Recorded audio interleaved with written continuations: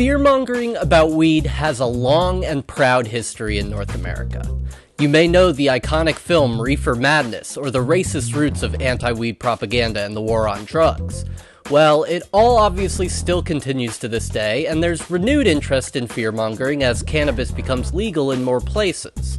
I don't think this video I'm going to talk about is necessarily the most harmful piece of propaganda out there, and I'm not even certain it was meant to be propaganda, but it is, and it's extremely silly, and it made me frustrated enough to want to speak on it.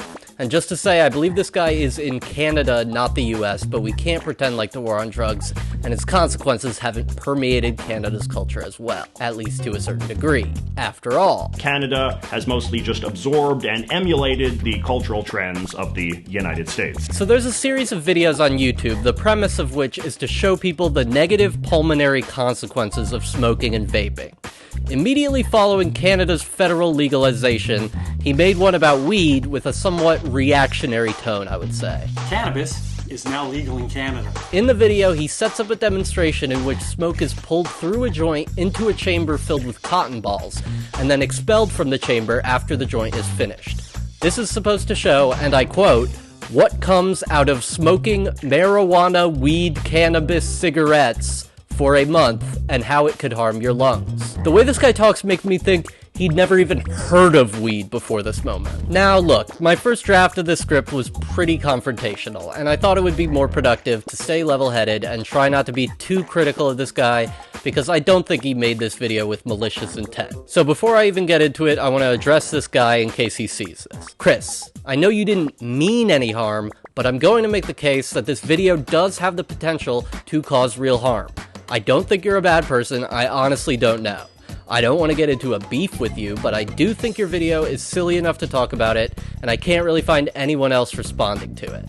The video is also about 4 years old, but I'd stopped using YouTube in 2014 and didn't start again until 2020, so I only just saw it recently. Also, Chris, if you want to continue this series, I'd love to see one about smoking crack, and if you need a hookup, I know a guy. So anyway, he gets these cotton balls fucking baked, putting 90 joints through his contraption and then inspecting the cotton.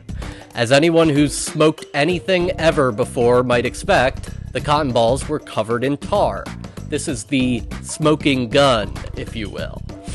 From this, we are led to conclude that smoking 3 joints daily for a month will make your lungs look like this. If you stop and think for like 10 seconds, you'll come up with just as many problems with this test. Indeed, this video basically shows nothing, and thus has about 20% dislikes. Marinating cotton balls in smoke only proves that if you marinate cotton balls in smoke, they become gross. Firstly, chiefly, our lungs aren't actually a pile of cotton balls, and this is the biggest thing pointed out by stoners in the comments, besides maybe the absolute tragedy of all those fallen soldiers. Thank you for your service. And the stoners are right. I checked on Google and confirmed that lungs are actually made of living cells, not a bag of cotton balls from Walgreens. The human body is self-healing. Your lungs don't just hold onto resin indefinitely, and smoke doesn't just hang out in your lungs until you finish the joint. You breathe it out after like 4 seconds maybe, and you generally can't get that much smoke in your lungs for very long anyway due to coughing. Any human would have passed out from hypoxia if they underwent this procedure, so if you're only smoking 3 joints a day, you definitely won't get this kind of buildup, as your body would have ample time to expel a lot of the residue. Second, this video assumes that you basically finish the joint in one long drag with no breaks, like a cigar in an old cartoon. In reality, a huge amount of the smoke is lost in between hits. This is why smoking joints is ridiculously inefficient when compared to bowl-based consumption or dabs. So there would be significantly less yellowing anyway if he had decided not to be quantitatively deceptive. You may say, well, he's just trying to show that weed isn't without its health consequences. And that may be true, but tell me this. Why would you want to put out an example that is immediately undercut by your method, neutering the entire message? If he just wanted to show that weed smoke leaves residue, which is all this is really doing, he could have done that. In fact, it's easy. Look. Boom. That's it. Smoke leaves resin. Fucking duh. But when you start being deceptive, it can create something of a whipsaw. When someone watches this video and realizes it's not accurate, it can make them more ready to disregard other, more accurate harm reduction information as simply being part of this silly moral panic. This effectively gives smokers more confidence that what they're doing is not harmful, so it certainly isn't a video for stoners. So who's it for? People thinking about maybe trying it? Well, all you have to do is go down to the comments section to see testimonial after testimonial from stoners who have lost no lung function. This video has essentially become the premier destination for information about how weed doesn't actually harm your lungs. And to think that this man wouldn't have considered that is a bit ludicrous to me, especially after getting similar comments on previous videos in this series. On top of all that, there are some more important issues to raise on the health consequences of marijuana, which this doesn't do.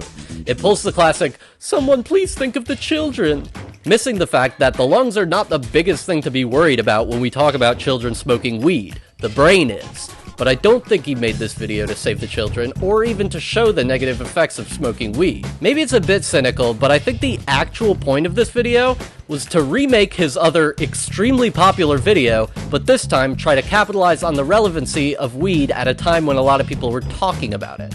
His 4 most popular videos are all part of this series, and I can definitely empathize with someone who's down bad chasing the dragon of internet clout. I get it, as someone who's had a video go somewhat viral, I know the views feel really good, and this is probably at least partially his livelihood. But even then, I think it would have behooved him to look at some of the more critical feedback from his previous videos and rework his methodology or presentation before making another one in the exact same way. So Chris, you probably won't see this, but if you do, I'd love to hear from you down in the comments. Maybe we can have a nice discussion about the merits and implications of your video, and I hope this didn't make you upset, because that's really not my intention.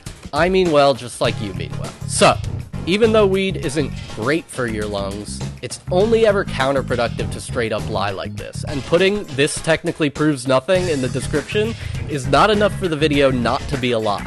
It is crystal clear that this video is implying that this is what will happen to your lungs if you smoke. It would be ridiculous to say that it's not. He even goes full Nancy Reagan. Just say no thank you. It's been proven time and time again, scare tactics don't work, just say no doesn't work, not even once doesn't work, this is your brain on drugs doesn't work, and making a misleading video in response to a positive development in drug policy will not work.